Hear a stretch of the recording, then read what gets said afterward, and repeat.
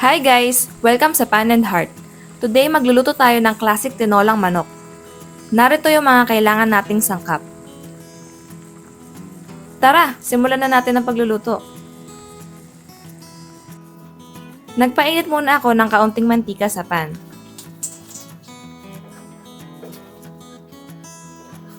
Pag medyo mainit na, igigisa ko na yung luya.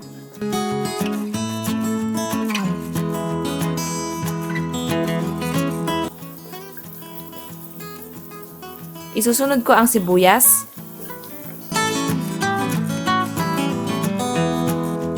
at bawang. Hahaluin ko lang ito hanggang maging mabango.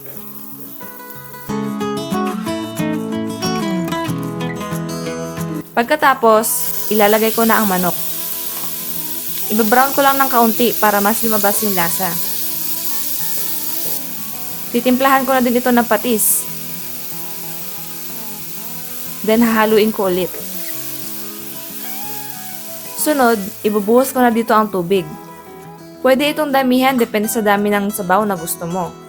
Pero sa recipe natin, sakto na yung 1 liter. Hinaan yung apoy, then takpan, at isimmer para palambutin ng manok na mga 15 to 30 minutes. Kapag medyo malambot na ang manok, ilalagay ko na ang sayote. Magdadagdag ako ng 1 chicken cube. Lalagyan ko na din ng paminta. Then hahaluin ko hanggang matunaw yung cube. Takpan at isimmer pa ng 8 to 10 minutes hanggang lumambot ang gulay.